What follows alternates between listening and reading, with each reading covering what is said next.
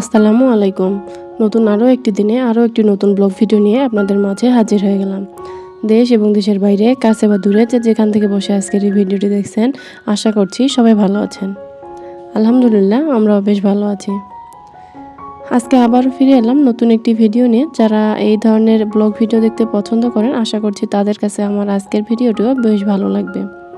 তো ভিডিওটি শুরু করার আগে প্লিজ ছোট একটি লাইক দিয়ে আমার পুরো ভিডিওটি কন্টিনিউ করার চেষ্টা করবেন। তো আজকে হচ্ছে সকাল সকাল ভিডিওটা শুরু করেছি। সকালে হচ্ছে পরোটা ভেজে নিচ্ছি এখানে। আর এই পরোটা হচ্ছে ফ্রোজেন করা পরোটা, মানে হচ্ছে বানিয়ে আমি ফ্রিজে রেখেছিলাম। তো সেটাই হচ্ছে আজকে বানিয়ে নিচ্ছি। এভাবে পরোটা রুটি হচ্ছে ফ্রোজেন করে রাখলে সকালে হচ্ছে ঝামেলাটা কম হয়। খুব তাড়াতাড়ি ঝটপট নাস্তাটা রেডি করে নেওয়া যায়। তো এখানে হচ্ছে ফ্রোজেন করা পরোটাই আমি ভেজে নিচ্ছি। আর হচ্ছে কালকে রাতের বেলার কিছু ডাল আছে, সেটা দিয়ে আজকে সকালে হচ্ছে নাস্তাটা করে নেব।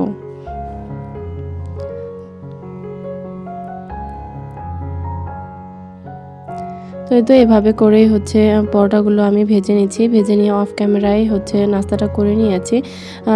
সেগুলো আর আপনাদের সাথে শেয়ার করা হয়নি। এরপর হচ্ছে টুকিটাকি কিছু কাজকর্ম সেরে নিচ্ছিলাম। তো এখানে হচ্ছে ডিম নিয়ে আসছিল। তো ডিমগুলো আর ফ্রিজে রাখা হয়নি। তো ভাবলাম যে ধুয়ে পরিষ্কার করেই হচ্ছে ফ্রিজে রাখি, যেহেতু ফ্রিজে অনেক সময় খাবার-দাবার, অনেক সময় বলতে ফ্রিজে তো রান্না করা খাবার-দাবারই রাখা হয়। আর ডিমের মধ্যে হচ্ছে ময়লা থাকে, তো এজন্য ভাবলাম যে ডিমগুলো ধুয়ে তারপর ফ্রিজে রাখি। আর আমি বরাবরই ডিম হচ্ছে ধুয়ে তারপরেই ফ্রিজে রাখার চেষ্টা করি।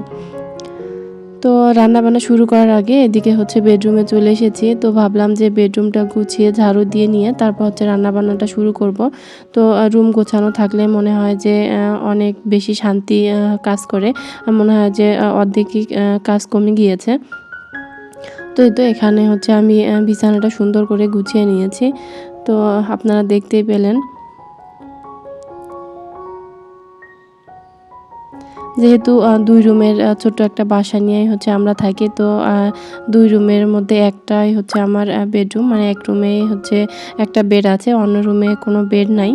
তো যাই হোক, এখন হচ্ছে আমি রুম ২ টা ঝাড়ু দিয়ে নিব, সাথে রান্নাঘর সহ সবকিছুই ঝাড়ু দিয়ে নিব। আর রুম ঝাড়ু দিতে আসলে আমি নিজের উপরে নিজে খুবই বিরক্ত হয়ে যাই। জানি না কেন? কোন আপুদের সাথে এরকম হয়। এত পরিমাণে চুল, মানে দিনে যদি হচ্ছে ২ বার ৩ বার করেও রুম ঝাড়ু দিই, তারপরও দেখবেন যে কোথা থেকে যেন কিভাবে চুল যে আসে। চুল মাথা আঁচড়ানোর সময় যদিও বা চুল হচ্ছে খুব সাবধানে আঁচড়াই, আর চুলগুলো ফেলে দিই, কিন্তু তারপরও জানি না কিভাবে পুরা রুমের মধ্যে হচ্ছে চুল দিয়ে একদম ভরে যায়। তো ঝাড়ু দেওয়ার সময় প্রতিদিনই অনেক বেশি চুল বের হয়। তো এজন্য আমার নিজের কাছেও খুব বেশি বিরক্ত লাগে আর ভালো লাগে না। তো যেখানেই হাঁটতে যাব বা যেখানেই ঝাড়ু দেবো সেখানে চুল আর চুল। তো যাই হোক, কি আর করার। তো রুম ঝাড়ু দিয়ে ওদিকে হচ্ছে আমি রান্নাও বসিয়ে দিয়েছি। সেগুলো হচ্ছে আপনাদের সাথে পরে শেয়ার করছি। আর এই তো এখানে আপনাদের ভাইয়া হচ্ছে আমার জন্য আইসক্রিম নিয়ে আসছিল। তো ভাবলাম যে একটা আইসক্রিম খেয়ে নিই। তো আইসক্রিমটা খেয়ে নিয়েছি আর ওদিকে রান্না বসিয়ে দিয়েছি। আর এখন ভাবলাম যে ডাইনিং টেবিলটা একটু মুছে নিই। কয়েকদিন ধরেই হচ্ছে মোছা হচ্ছে না। তো এজন্যই আমি যে ম্যাট ২ টার উপরে গরম খাবার-দাবার রাখি, সেই ম্যাট ২ টায় উঠিয়ে নিয়েছি। উঠিয়ে নিয়ে তারপর হচ্ছে এভাবে করে খুব সুন্দর করে টেবিলটা আমি গুছিয়ে নেব। মুছে নেব।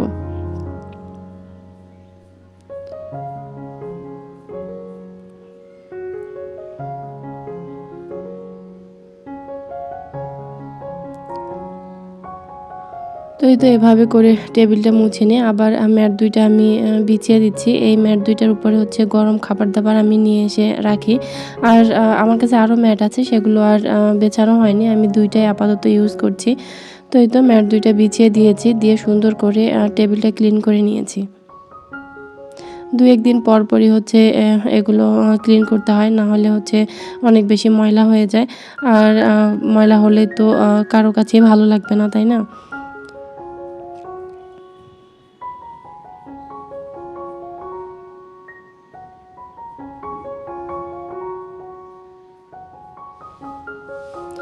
তো দেখেন কত সুন্দর এখন চকচকে লাগছে টেবিলটা। অনেক সুন্দর লাগছে। তো এই তো টেবিল মোছা আমার হয়ে গেছে, ওদিক থেকে হচ্ছে রান্নাবান্না হয়ে গেছে। আজকে রান্নাবান্নার ভিডিও আপনাদের সাথে শেয়ার করা হয়নি, তো চলেন আপনাদের সাথে শেয়ার করি আজকে কি কি রান্না করেছি। খুবই সিম্পল রান্নাবান্না করেছি। এখানে হচ্ছে ডাল রান্না করেছি। এই মসুরের ডালটা আপনাদের ভাইয়ার খুব বেশি পছন্দের একটা খাবার, তো হচ্ছে প্রায় দিনই ডাল রান্না করি আমি। আর এই তো এখানে ভাজি করে নিয়েছি, আর এখানে একটা ভর্তা বানিয়ে নিয়েছি। তো এটাই হচ্ছে আজকে সিম্পল খাবার দাবার দুপুরের জন্য। আর ভাজি তরকারি হচ্ছে আমার অনেক বেশি পছন্দ। তো এই তো এখানে আলু ভাজি করে নিয়েছি, আলু ভাজি আমার অনেক বেশি ভালো লাগে। তো এই তো এইগুলাই হচ্ছে আজকের সিম্পল খাওয়া দাওয়া। তো দুপুরে গোসল করে নামাজ পড়ে তারপর খাওয়া দাওয়া করে নিয়েছি। এখন হচ্ছে বিকেলবেলা এখানে হচ্ছে আপনাদের ভাইয়া একটা নারিকেল নিয়ে আসছিল, তো ভাবলাম যে নারিকেলটা ফাটিয়ে দেখি ভিতরে কি অবস্থা। তো পানিটা দেখে প্রথমেই তো মনটা খারাপ হয়ে গেল, মনে হচ্ছিল যে ভিতরটা ভালো হবে না, হয়তো বা নষ্ট হয়ে গিয়েছে। কিন্তু এরপর ফাটানোর পর দেখি যে না, এক সাইডটা বেশ ভালো আছে আর অন্য সাইডটা হচ্ছে একটুখানি নষ্ট হয়েছে। তো যাই হোক, খাওয়া যাবে। তো এখানে হচ্ছে নারকেলটা আমি কুড়িয়ে নিয়েছি, তো ভাবলাম যে নারকেল দিয়ে আজকে কী বানাবো, তো একটা পিঠা বানিয়ে নিব। এর জন্য এখানে হচ্ছে নারকেলটা আমি কুড়িয়ে নিচ্ছিলাম।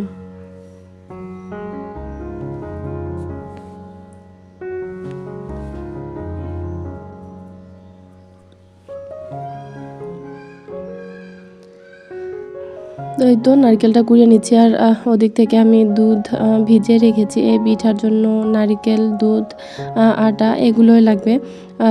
তো এই উপকরণগুলো হলেই হচ্ছে এই পিঠাটা বানানো যায়। আর এই পিঠাটা আমার অনেক বেশি পছন্দের একটা পিঠা, আমার কাছে খুবই ভালো লাগে এই পিঠাটা খেতে।